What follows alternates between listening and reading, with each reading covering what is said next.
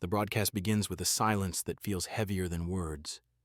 Millions are watching, waiting for the usual exchange of barbs and talking points, but no one is prepared for what comes next. Jasmine Crockett leans forward, her voice steady, her eyes locked on Donald Trump, and she says the words that ignite the fire. "You built your empire on lies, and tonight America will hear the truth. You've been hiding." The studio falls into stunned quiet, and even the hosts freeze. Trump smirks for a brief second, but the tension is unmistakable. The moment is no longer a debate, it is a confrontation, and Crockett has just lit the fuse. The cameras cut to Trump, his jaw tightening, his eyes narrowing. For years, speculation swirled around his family, whispers of secrets buried under wealth and power. But now, in front of a live audience, those whispers have a voice. Crockett does not stop. She cites the DNA revelations surrounding Baron Trump, the story that has dominated headlines for weeks, and she ties it directly to what she calls a pattern of deception that defines the Trump legacy. "You told the world you were untouchable," she declares, "but the evidence shows that not even your own house is built on truth." Her words land like blows, each one sharper than the last. The audience gasps, some applauding, others booing, but no one is silent. Across the nation, living rooms erupt as viewers scramble to share clips online. Hashtags begin to trend within minutes, and the narrative takes shape faster than the moderators can react. Trump raises his hand, trying to cut her off, his voice booming over the microphone. "This is disgusting! This is an attack on my family, on my son, on me as a father!"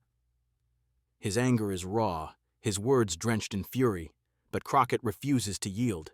She fires back instantly. "It's not an attack, Mr. Trump. It's accountability, and the truth doesn't disappear just because you shout." The clash escalates. Crockett lays out her case in ruthless detail. She speaks of leaked documents, insider accounts, and the carefully maintained image of a dynasty now fractured by revelation. She paints a picture of secrecy, manipulation, and power wielded without transparency. Her tone grows sharper, each sentence daring Trump to answer. "You mocked Barack Obama's dignity with a laugh," she reminds him. "But when the spotlight turns to you, suddenly laughter vanishes. Now the world sees what you've hidden." The reference sparks another uproar as commentators rush to connect the dots between past spectacles and the present storm.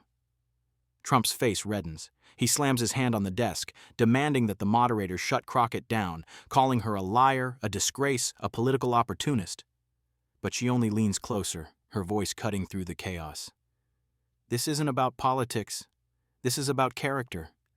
You tell America you're a fighter, but fighters don't hide behind walls of silence and spin. They face the truth. So why can't you?"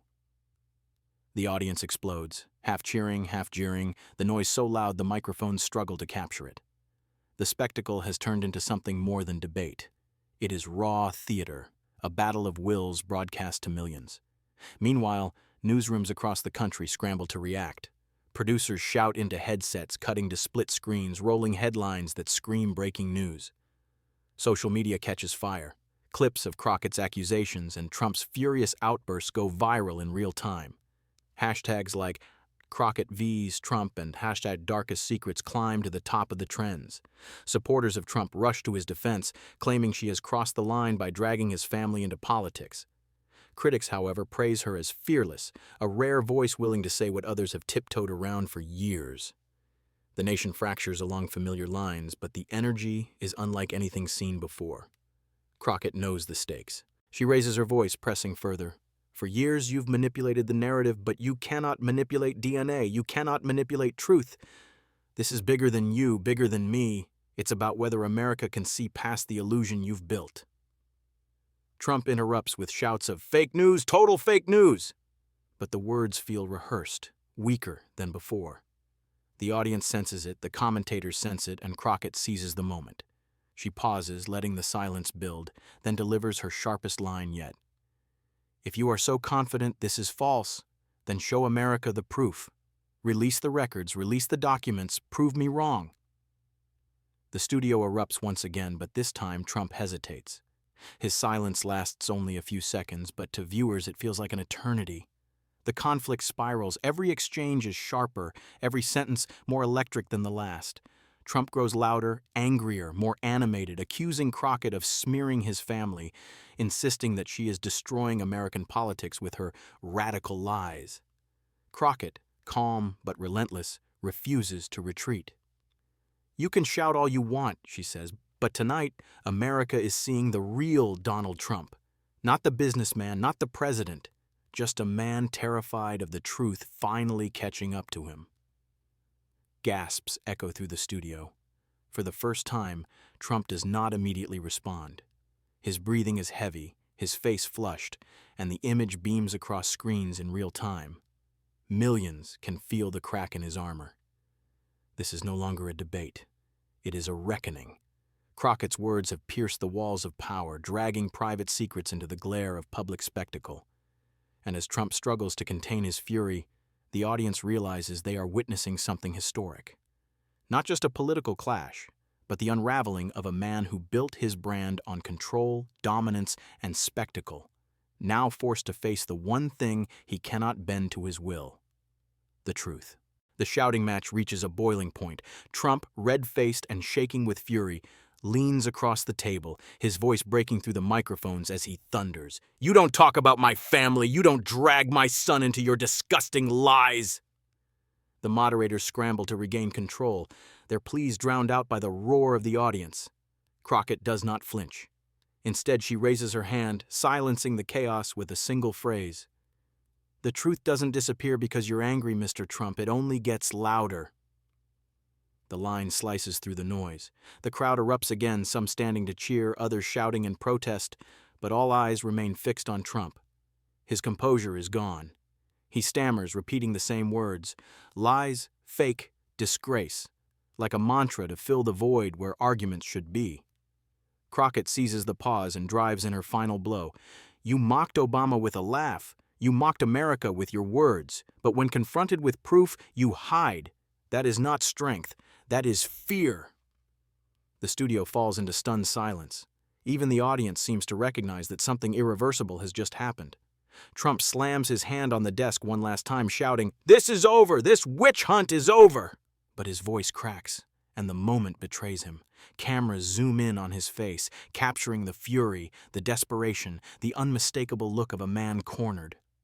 Crockett turns to the audience, her voice calm and measured now, as if delivering the closing statement of a trial. "America has to decide tonight. Do we keep pretending, or do we face reality? Because no man, no matter how powerful, should ever be bigger than the truth." The nation watches, breathless. In living rooms, bars, and offices, people lean closer to their screens. Commentators whisper into hot microphones, stunned by what they've just witnessed.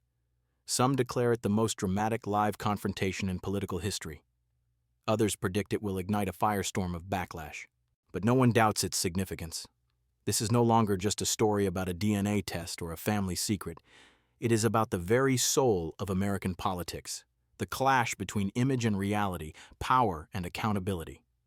Trump sits back, his anger simmering, his silence louder than words. For the first time in the broadcast, he looks small. Crockett, however, stands tall, her final words echoing into the chaos. "You can silence reporters, you can silence critics, but you cannot silence truth. And tonight, the truth spoke louder than you." The credits roll, but the conversation is only beginning. Social media explodes with clips of Trump's fury and Crockett's fearless lines. Hashtags trend across the globe. News anchors declare it a turning point. Pundits scramble to analyze the fallout, and ordinary Americans argue late into the night about what they have just seen. Some call Crockett reckless, others call her heroic, but no one is indifferent. In the days that follow, the ripple effects spread. Trump's allies rush to defend him, issuing statements and spinning narratives, but the images are unshakable. His outburst, his silence, his inability to stop Crockett's words from piercing the facade. For his critics, it is vindication. For his supporters, it is betrayal.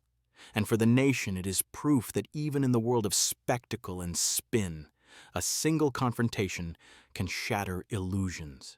The moment becomes more than a headline. It becomes a cultural landmark, replayed, dissected, and remembered as the night Donald Trump lost control on live television. And as history records the clash, Jasmine Crockett's voice lingers, her words etched into the memory of millions.